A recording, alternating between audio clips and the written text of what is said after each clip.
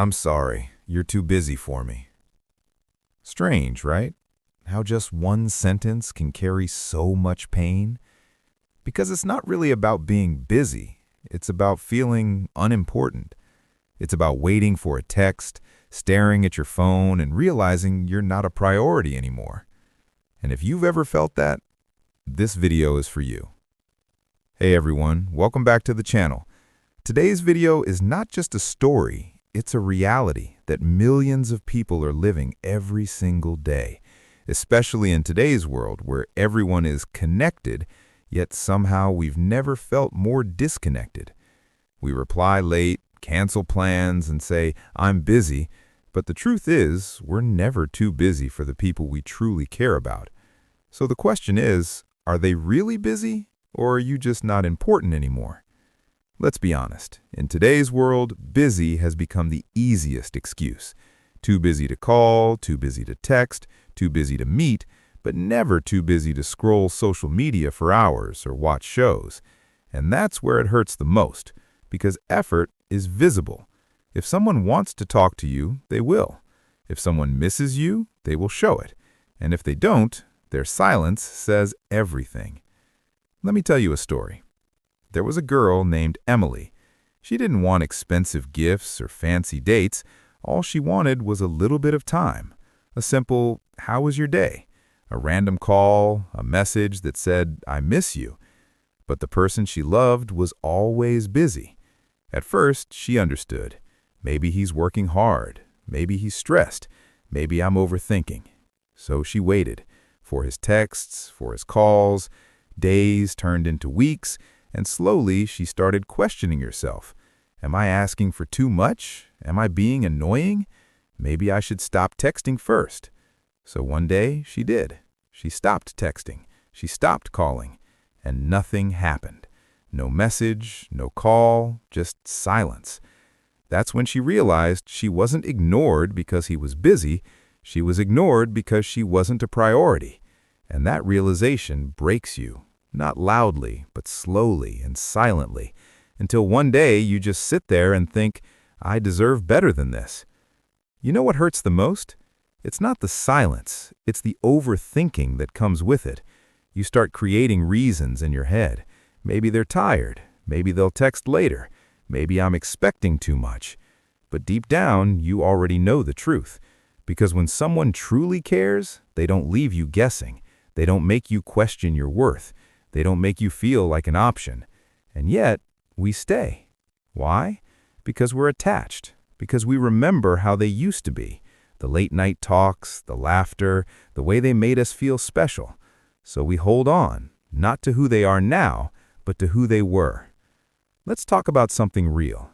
Everyone has 24 hours in a day. No one is too busy. It's always about priorities. If someone can spend hours on their phone but can't spare 30 seconds to reply to you, that's not being busy, that's a choice where you're not included. And I know that's hard to accept because accepting that means realizing you've been giving your time, your energy, your love to someone who doesn't value it. Emily tried one last time. She sent a simple message. "Hey, I miss you." Hours passed, no reply. The next day, still nothing. But suddenly, he posted a story, laughing, hanging out, living his life. And in that moment, everything became clear. It was never about being busy, it was about not choosing her. And that hurts in a way words can't explain. Because rejection from a stranger is easy, but being ignored by someone you love is a different kind of pain. Now, let's flip the story, because it's not always Emily. Sometimes it's Daniel. Daniel was the kind of guy who gave everything in a relationship. His time, his attention, his effort. He would text first every morning, call every night, make plans, and try to keep the spark alive. But slowly, things started changing. Her replies became shorter, calls became rare, and excuses became normal. "I'm busy, I'm tired, I'll call you later."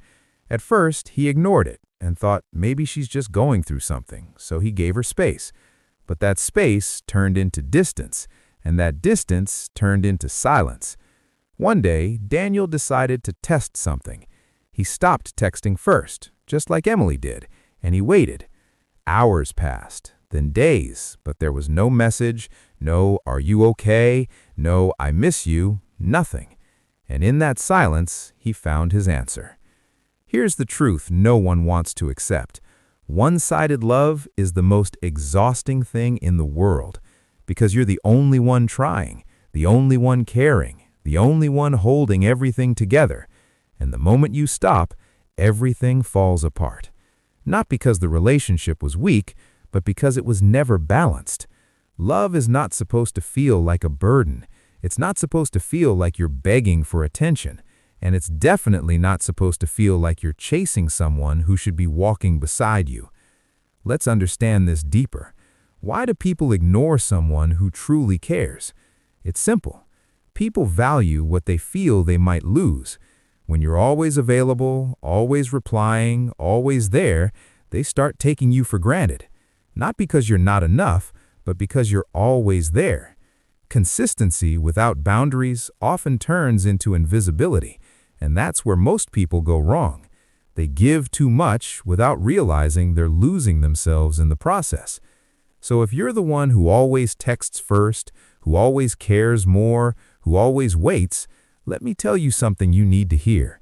You're not too much. You're just giving your love to the wrong person. And one day you'll meet someone who won't make you feel ignored, who won't make you question your worth, who won't say, "I'm too busy for you." Because for the right person, you'll never be an option. You'll be a priority. Let's stop lying to ourselves. If someone wants to talk to you, they will. If someone wants to see you, they will.